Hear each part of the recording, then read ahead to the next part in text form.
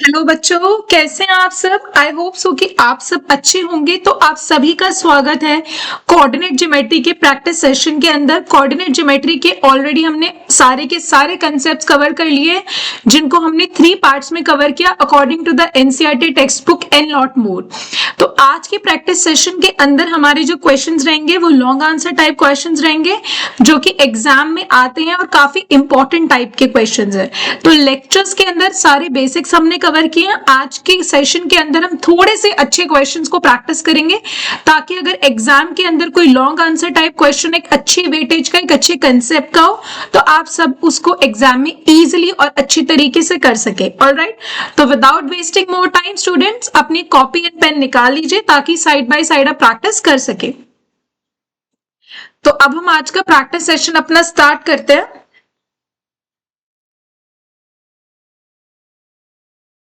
तो आज का प्रैक्टिस सेशन हमारे कोऑर्डिनेट ज्योमेट्री के एडवांस क्वेश्चंस पर रहने वाला है। तो we will learn something more advance things. ठीक है, तो देखो कंसेप्ट तो चेंज नहीं होने वाला ना क्वेश्चंस का। जो हमने फॉर्मूलाज पढ़े, कौन कौन से फॉर्मूलाज किए, तो सबसे पहले हम एक फॉर्मूलाज की लिस्ट लिख लेते हैं जो जो हमने किए हैं। हमने डिस्टेंस फॉर्मूला करा है,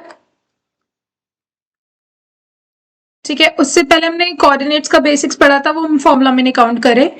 उसके बाद हमने सेक्शन फॉर्मूला पढ़ा,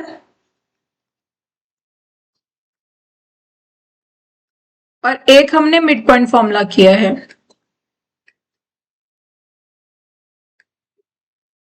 और कौन सा किया हमने, सेंट्रॉइड ऑफ ट्राइंगल। ठीक है, तो ये फॉर्मूलाज हमने इस चैप्टर के अंदर डिस्कस किए हैं। ऑलराइट, तो अब जो भी आज हम क्वेश्चंस करेंगे, इसके हटके तो कोई फॉर्मूला नहीं यूज होगा। जो हमने इस चैप्टर में ये वाले फॉर्मूलाज पढ़े हैं अपना कोऑर्डिनेट ज्योमेट्री के अंदर, जो भी हमारे क्वेश्चंस रहेंगे वो चाहे लेंदी क्यों ना हो, लेकिन कंसेप्ट तो यही रहेगा ना उनका। फॉर्मूला सेशंस तो यही रहेंगे।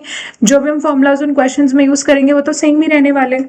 ठीक है, तो क्वेश्चन एडवांस होने का ये बिल्कुल भी मतलब नहीं होता है कि हमारे क्वेश्चन के अंदर डिफरेंट फॉर्मूलाज लगने लगे। नहीं भाई, इस चैप्टर के एडवांस क्वेश्चंस है तो इसी चैप्टर के जो है हमें फॉर्मूलाज यूज करने होंगे।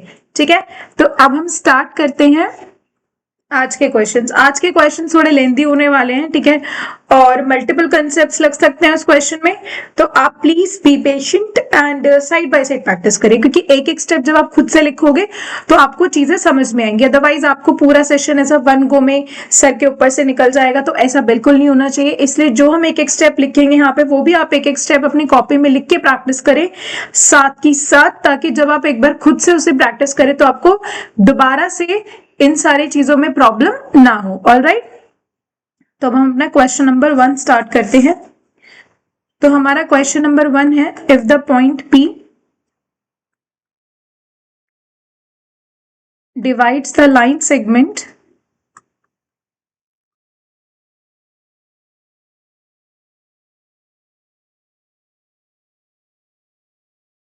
joining the points A minus 2 comma 2 and B 2 comma minus 4 such that AP upon AB is equals to 3 upon 7. So we need to find the coordinates of P.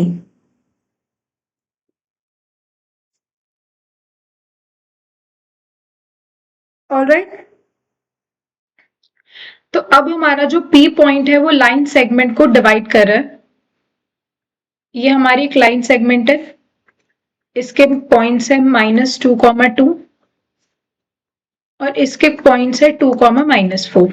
ठीक है, P एक point है जो हमारी line segment को divide कर रहा है। तो P को हमने यहाँ पे बना लिया, और इसके कोऑर्डिनेट्स हमें नहीं पता तो इसको एज्यूम कर लेते हैं XY, क्योंकि हमारे क्वेश्चन का ऑब्जेक्टिव यही है कि P के कोऑर्डिनेट्स निकालने हैं। तो अब हम बात करें AP अपॉन AB, जो हमें गिवन है 3/7। ठीक है, ये AP अपॉन AB हमें 3/7 गिवन है।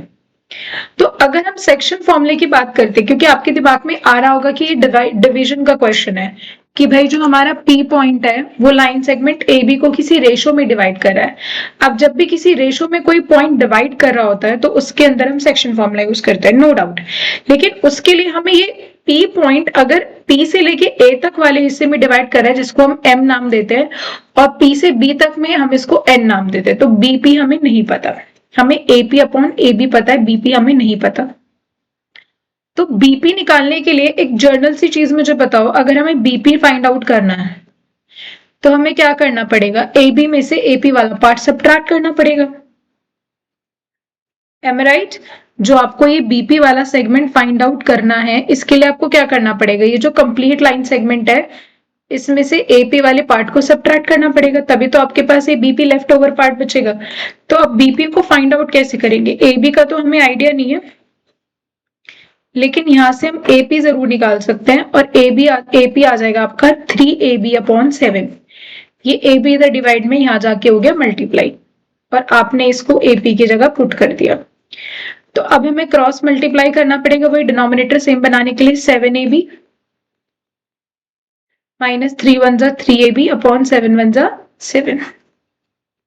तो ये आ जाएगा 4AB अपॉन 7। ठीक है, तो हमें m/n वाली जो रेशो होती है m/n वो कैसे आएगी, AP अपॉन BP से आएगी। ठीक है, यहाँ पे ये जो लाइन सेगमेंट वाला पार्ट है ये AB AP और ये क्या है BP। तो AP वाला पार्ट कितना है, 3AB बाई 7, 3AB बाई 7, और BP वाला पार्ट है 4AB बाई 7। AB से कैंसिल हो गया, 7 से 7 कैंसिल हो गया, हमारी जो रेशो है वो आ जाएगी 3:4। अगर हमने रेशो निकाल लिया तो अब तो हमें बिल्कुल भी दिक्कत नहीं होने वाली है अपना कोऑर्डिनेट फाइंड करने में। हमारी जो m/n की वैल्यू है वो आ गई है 3:4। ठीक है, तो अब हम अपना कैसे निकालेंगे P point, obviously section formula लगा के। तो यहां पे हम लिखते हैं using section formula, section formula use करके हम P पॉइंट के कोऑर्डिनेट्स निकालते हैं। तो इसका x का फॉर्मूला क्या बनता है, mx2 plus nx1 upon m plus n। y का फॉर्मूला बनता है my2 plus ny1 upon m plus n। ठीक है, तो अब अपने लाइन सेगमेंट को इधर से दोबारा बना लेते हैं, जिसमें हमें कोऑर्डिनेट्स कितने दिए हुए थे लाइन के, -2, -2, B का दिया हुआ था 2, -4, और रेशो अभी हमने निकाली है 3:4। ठीक है,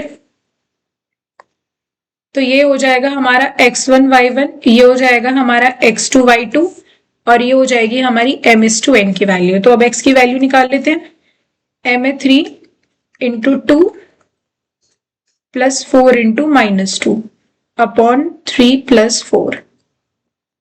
y की इक्वेशन लिखते हैं 3 into -4 plus 4 into -2 upon 3 plus 4। 6 - 8 upon 7, -12 - 8 upon 7। तो x की वैल्यू आ जाएगी -2/7 एंड y की वैल्यू आ जाएगी -20 अपॉन 7। तो ये जो P पॉइंट के कोऑर्डिनेट्स है ये आ जाएंगे आपके पास -2/7 एंड -20/7। तो ये हो जाएगा हमारा answer of this question.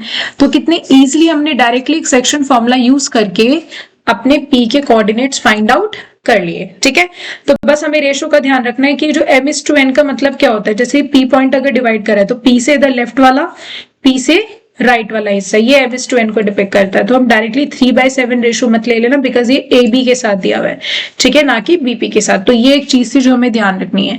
And बस अगर एक ही सिंपल चीज हमने ध्यान रख ली तो इस क्वेश्चन में हमारे अच्छे खासे 3 से लेके 5 मार्क्स तक का क्वेश्चन आ सकता है। यस, ठीक है, तो अब क्वेश्चन नंबर 2 की तरफ हम बढ़ते हैं।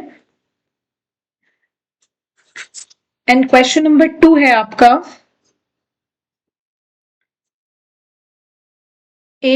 बी और सी, तीन कोऑर्डिनेट्स हमें दिए हुए हैं।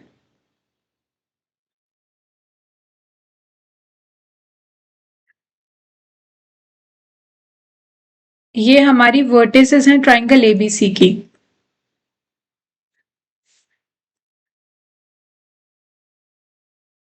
तो हमें मीडियन निकालना है।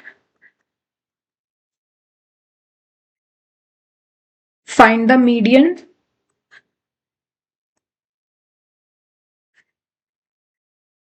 passing through A.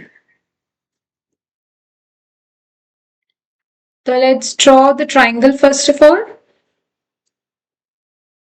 और इसको हम मार्क कर लेते हैं A B C point. A के कोऑर्डिनेट्स हो गए हमारे पास 5,1, B के कोऑर्डिनेट्स हो गए हमारे पास 1,5 और C के कोऑर्डिनेट्स हो गए -3 -1। Find the median passing through A। A से एक मीडियन पास कर रहा है और इस मीडियन को हम नाम दे देते हैं सपोज AD। ठीक है, इसको थोड़ा सा कंपैक्ट करके लिख लेते हैं। ये हमें दिया हुआ है 1,5। ठीक है, तो अगर अब हम आंसर की बात करें तो आंसर से पहले तुम क्वेश्चन अंडरस्टैंड करते हैं। भाई ये तो हमें समझ में आ गया कि ट्राइंगल एबीसी की बात हो रही है और ट्राइंगल एबीसी के तीन कोऑर्डिनेट्स आपको पता है और ए से आपने एक मीडियन डाला है। अब मीडियन क्या होता है? What is median? मीडियन एक लाइन सेगमेंट होती है जो हमारी ट्राइंगल को टू इक्वल एरियाज या टू इक्वल पार्ट्स में डिवाइड करती है। ठीक है, अब एडी अगर मीडियन है तो हम यहां से ये बोल सकते हैं, अगर AD मीडियन है तो मीडियन तो ये ट्राइंगल के लिए है, तो इसका मतलब ये हो गया कि ये A से लेके D तक जा रहा है, तो ये जो D है ये आपका मिड पॉइंट कहलाएगा। किसका मिड पॉइंट कहलाएगा? BC का, क्योंकि उसी पे बन रहा है। तो जैसे ही हमें पता चल गया कि भाई D तो मिड पॉइंट है, तो इसके कोऑर्डिनेट्स निकालना बहुत बड़ी चीज तो है नहीं। हमने एक लाइन सेगमेंट बना लिया BC, क्योंकि D इसका मिड पॉइंट है। ठीक है, इसको हमने नाम हमें दिया हुआ है ऑलरेडी 1,5 और ये दिया हुआ है -3 -1। तो अब हमें ये D जो है ये मिड पॉइंट दिया हुआ है, तो यहां पर हम यूज करेंगे अपना मिड पॉइंट फॉर्मूला। तो मिड पॉइंट फॉर्मूला क्या होता है हमारे पास? x is equals to x1 plus x2 upon 2 and y is equals to y1 plus y2 upon 2। ठीक है, तो अब हम अपनी वैल्यूज को सब्सटीट्यूट करते हैं। x is equals to 1 plus -3 upon 2 and y is equals to 5 plus -1 upon 2। Because ये हमारे x1 y1 हो गए ना, अगर हम मिड पॉइंट फॉर्मूले के अकॉर्डिंगली देखें तो -2 अपॉन 2 -1 होता है, 5 -1 इज 4/2 2। तो ये D के कोऑर्डिनेट्स आपको पता चल जाएंगे -1,2। ठीक है, तो ये इजिली आपने निकाल लिया। अब आपको एक्चुअली में निकालना क्या था? Find the median passing through a. तो अब उन्होंने मीडियन क्या निकालना है? मीडियन का क्या निकाल सकते हैं हम? लेंथ। तो यहां पर हमें जो निकालनी है वो क्या निकालनी है? लेंथ निकालनी है। वैसे क्वेश्चन इतना ही है, तो आपको खुद से ही अंडरस्टैंड करना पड़ेगा कि हमें यहाँ पे मीडियन की लेंथ निकालनी है। तो अगर हमें लेंथ निकालनी है मीडियन की, लेंथ ऑफ मीडियन AD, जिसमें A के कोऑर्डिनेट्स और D के कोऑर्डिनेट्स अभी हमने निकाले हैं जस्ट -1,2 और A के कोऑर्डिनेट्स आपको क्वेश्चन में गिवन थे 5,1। अब हमें लेंथ निकालनी होती है किसी भी चीज के लिए, तो हम कौन सा फॉर्मूला यूज करते हैं? अपना डिस्टेंस फॉर्मूला। यस, तो डिस्टेंस फॉर्मूला हो जाएगा हमारे पास √ x2 माइनस x1 का whole square plus y2 minus y1 का होल स्क्वायर। इसको हम x1 y1 ले लेते हैं और इसको हम ले लेते हैं x2 y2। -1 -5 का होल स्क्वायर प्लस 2 -1 का होल स्क्वायर √ माइनस माइनस आपका प्लस होता है, प्लस माइनस माइनस होता है, साइन बड़े नंबर के अकॉर्डिंगली लगाते हैं। 36 + 1 ये आ जाएगा हमारे पास √37, जिसका रूट हम सॉल्व नहीं कर सकते because 37 is a prime number. Sorry, तो this is your answer, this is your length of median AD। Alright, तो इस तरीके से हम लेंथ इजिली निकाल सकते हैं मीडियन की इस प्रॉपर्टी से कि अगर ये मीडियन है तो ये क्या हो जाएगा, मिड पॉइंट। ठीक है, फिर हमने यहाँ पे मिड पॉइंट फॉर्मूला यूज किया और फिर हमने डिस्टेंस फॉर्मूला यूज करके लेंथ निकाल दिया। Alright, so this is your question number 2। Now let's move towards the question number 3। Question number 3 और भी अच्छा होने वाला है।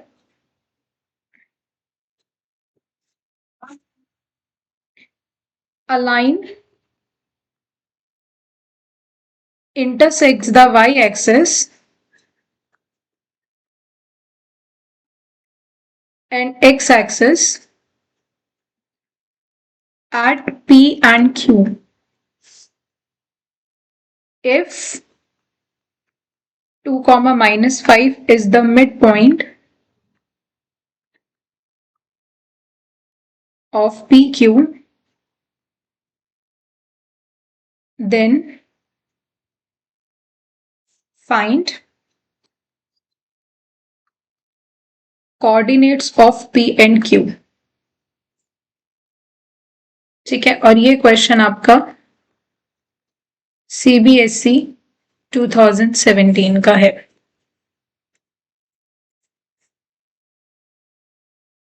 ठीक है, अब इस क्वेश्चन को हम करते हैं solve. A line intersect the y-axis and x-axis at point P and Q। Suppose एक रफ फिगर ड्रॉ करते हैं। This is a rough figure. ठीक है, हमारी एक लाइन सेगमेंट है जो y और x दोनों को ही कट कर रही है। ठीक है, P और Q पॉइंट पर। तो ये y को कट करेगी P पॉइंट पर क्योंकि y एंड P पहले दिया हुआ है, नेक्स्ट को कट करेगी Q पॉइंट पे। अब आगे उन्होंने बोला कि 2, -5 जो पॉइंट है ये इसका मिड पॉइंट है पी क्यू का। तो हमें P और Q के कोऑर्डिनेट्स फाइंड आउट करने हैं। तो इस डायग्राम से, एक इस रफ डायग्राम से आपको ये चीज क्लियर हो गई होगी कि जो P पॉइंट है, P पॉइंट जो लाई कर रहा है कौन सी एक्सिस पर, y एक्सिस पर। तो जो P का कोऑर्डिनेट होगा वो x0 होगा और y की वैल्यू कुछ भी हो सकती है। इन द सेम वे कि जो Q पॉइंट है वो कौन सी एक्सिस पर लाई कर रहा है, x एक्सिस पर, तो उसका कोऑर्डिनेट हो जाएगा x,0। अब इधर हमारा P पॉइंट है, इधर हमारा Q पॉइंट है, इसके कोऑर्डिनेट्स हैं, इसके कोऑर्डिनेट्स हैं x,0, इसके कोऑर्डिनेट्स हैं 0y, और इसका एक मिड पॉइंट है 2, -5 जिसका हमें नाम नहीं पता तो इसको हम r नाम दे देते हैं। तो अब कुछ नहीं करना इसमें, तो हमें मिड पॉइंट फॉर्मूला यूज करना है बिकॉज r एक मिड पॉइंट है। तो मिड पॉइंट फॉर्मूला क्या बोलता है, मिड पॉइंट फॉर्मूला भी हमने ऊपर वाले क्वेश्चंस में भी यूज किया। तो मिड पॉइंट फॉर्मूला बोलता है x is equals to x1 plus x2/2 and y is equals to y1 plus y2/2। तो ये हो गया आपका x1 y1, ये हो गया x2 y2 और ये हो गया xy। ठीक है, तो ये हमें 2 दिया हुआ है, ये 0 है, ये x है, ये 2 है, ये -5 है, ये y है, ये 0 है, ये 2 है। तो यहां से x की वैल्यू 4 आ जाएगी, y की वैल्यू -10 आ जाएगी। अब P पॉइंट क्या था हमारा, P पॉइंट था हमारा 0, y, तो y तो -10 है, और Q पॉइंट था x, 0। तो इस तरीके से हमने P और Q पॉइंट्स निकाल लिए। तो this is the answer. Alright, तो ये हमारा थोड़ा सा डिफरेंट क्वेश्चन था। बस basics again I am saying, बहुत ही बेसिक कवर हुआ है इसके अंदर कि y और x एक्सिस पर जो पॉइंट होता है वो किस फॉर्म में होता है। फिर आपने डायरेक्टली एक लाइन सेगमेंट में मिड पॉइंट फॉर्मूला यूज कर लिया और अपने P एंड Q पॉइंट्स के P एंड Q के कोऑर्डिनेट्स फाइंड कर लिए। ऑलराइट, तो अब हम मतलब सॉल्व करते हैं क्वेश्चन नंबर 4। तो अब क्वेश्चन नंबर 4 हम देखते हैं।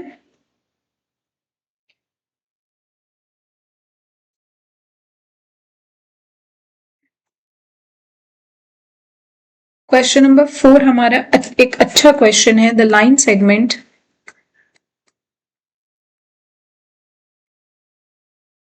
joining the points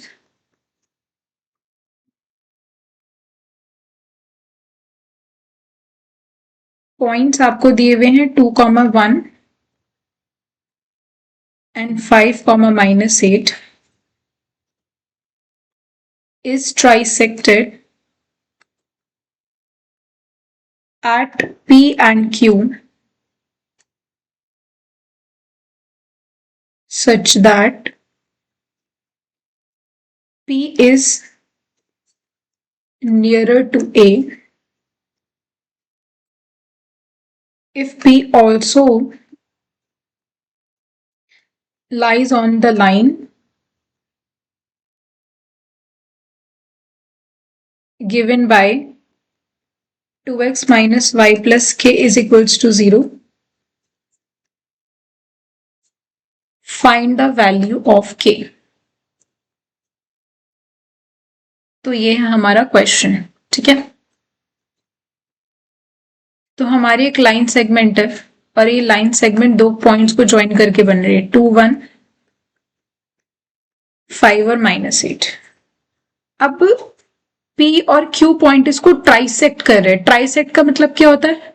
try means 3 and sect means equal, तो 3 इक्वल हिस्सों में इसको P और Q पॉइंट्स डिवाइड करे। उन्होंने बता दिया है कि जो P पॉइंट है वो A के पास है, इसलिए हमने P पॉइंट को A की तरफ बनाया। अब जो P पॉइंट है वो एक लाइन पर लाई कर रहा है, मतलब एक लाइन है जिससे P पॉइंट पास कर रहा है और वो ये लाइन है। तो हमें जो है K की वैल्यू भी निकालनी है। अगर क्वेश्चन हमें नहीं समझ में आ रहा है कि भाई ये K, ये लाइन क्या दिया हुआ है, क्या है, ये लैंग्वेज क्या है, तो हमें एक बेसिक चीज तो आती है, क्योंकि हमने सेक्शन फॉर्मूला को मॉडल्स में डिवाइड करके किया था कि भाई अब अच्छा चलो यहाँ पे हमें ये दिया हुआ भी नहीं है कि P एंड Q निकालो, एज सच डायरेक्टली गिवन नहीं है, ठीक है। बट हम इतना तो कर ही सकते हैं ना क्वेश्चन में कि भाई ट्राई सेक्शन की बात हो रही है एंड P एंड Q की बात हो रही है, तो हम ये निकाल देते हैं, ठीक है। आगे की जो चीज है वो हमें देखते हैं, क्योंकि ये लेंथी क्वेश्चन इसको छोड़ के तो आएंगे नहीं। और एक इंपॉर्टेंट चीज और, ये क्वेश्चन आपका CBSE 2019 का है,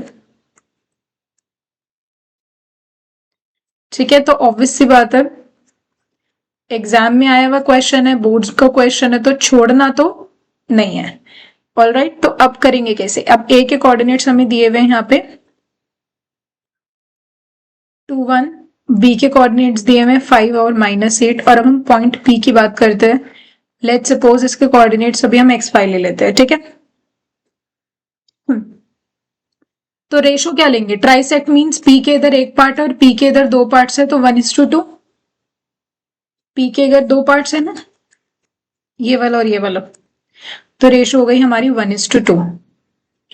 तो यहां पर हम सेक्शन फॉर्मूला यूज करते हैं, mx2 plus mnx1 upon m plus n and y is equals to my2 plus ny1 upon m plus n। 1 into 5 plus 2 into 2 upon 1 plus 2।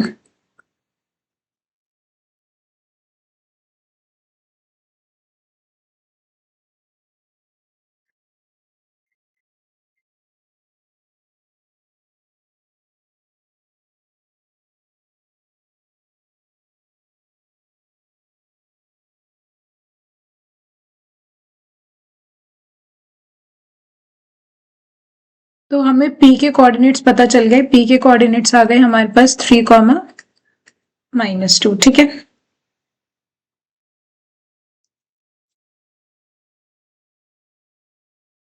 P के कोऑर्डिनेट्स क्या है हमारे पास? 3, -2। अब हम Q के कोऑर्डिनेट्स निकालते हैं। Again we are going to draw the line segment, this is A, this is B, ये Q है, इसको x5 ले लेते हैं अब की बार, और रेशो अब की बार इधर Q से इधर 2 पार्ट्स है और इधर 1 पार्ट है, ठीक है। A के कोऑर्डिनेट्स हमें दिए हुए 2 1 5 -8। फॉर्मूला में दोबारा नहीं लिख रही बिकॉज एक बार हम क्वेश्चन में लिख देते तो दोबारा लिखने की आपको नीड नहीं है। तो हम यहां से x की वैल्यू निकाल लेते हैं, 2 into 5 plus 1 into 2 upon 2 plus 1। 10 + 2/3 this is 12/3, तो ये आ जाएगा 4। y की वैल्यू निकालते हैं, 2 × -8 + 1 × 1/2 + 1।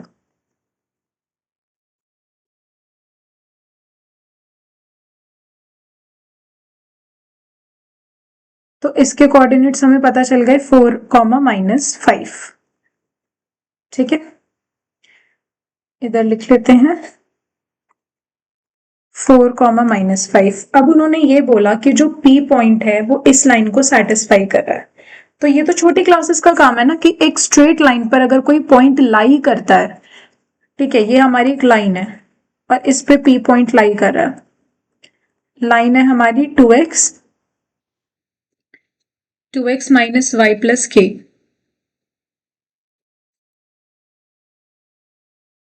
इज इक्वल्स टू 0, और P के कोऑर्डिनेट्स क्या गिवन है हमें, 3, -2। अब P पॉइंट अगर इस लाइन पर लाई कर रहा है तो यहां से हम क्या लिखेंगे,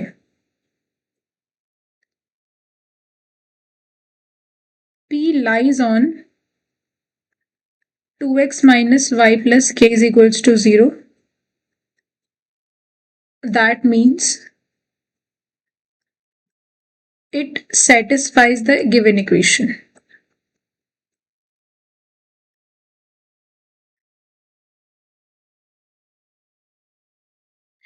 तो x की जगह 3 और y की जगह -2 डाल के k की वैल्यू निकाल लेते हैं। तो k की वैल्यू आ जाएगी -8। ऑलराइट, तो इस तरीके से हमने इस क्वेश्चन को सॉल्व कर लिया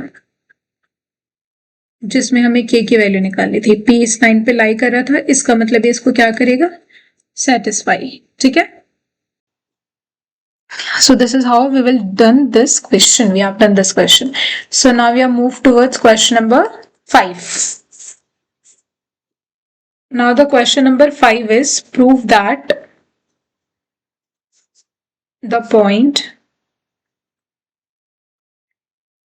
x comma root 1 minus x square is at distance of 1 unit from origin. तो इस क्वेश्चन में उन्होंने बोला कि भाई ये वाला जो हमारा पॉइंट है, सपोज इसको हम ए ले लेते हैं, इसका डिस्टेंस एक बी पॉइंट से जो कि क्या है, ओरिजिन, इन दोनों के बीच का डिस्टेंस 1 है, ये ऐसा हमें प्रूव करना है। तो इन दोनों के बीच का डिस्टेंस निकालने के लिए हमें कौन सा फॉर्मूला यूज करना पड़ेगा, ऑफ कोर्स डिस्टेंस फॉर्मूला। तो डिस्टेंस फॉर्मूला क्या होता है, distance formula is nothing but under root x2 - x1 का whole square plus y2 - y1 का होल स्क्वायर। ठीक है, तो अब इसको हम ले लेते हैं x1 y1 और इसको हम ले लेते हैं x2 y2। तो 0 - x and 0 - root of this, और ये है होल रूट। ठीक है, लेट्स सिंप्लीफाई इट। तो 0 - x तो -x होता है, and 0 subtracted any number is the number itself. तो अब -x का स्क्वायर क्या हो जाएगा, प्लस, और ये भी हो जाएगा माइनस का स्क्वायर प्लस, स्क्वायर से रूट कैंसिल हो जाएगा, तो आपके पास बचेगा 1 - x स्क्वायर। हमारे पास बचा √1। √1 किसके इक्वल होता है, 1 के।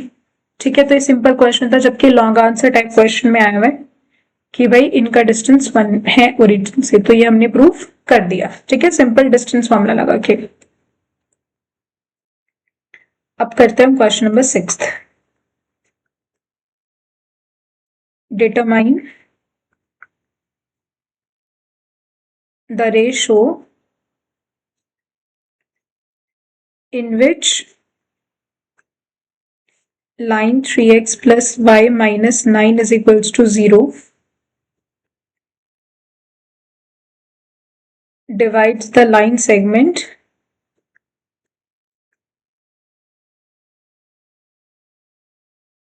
joining the points 1, 3 and 2, 7. Alright, this is the very important question, very important. तो सबसे पहले हम इसका डायग्राम बनाते हैं।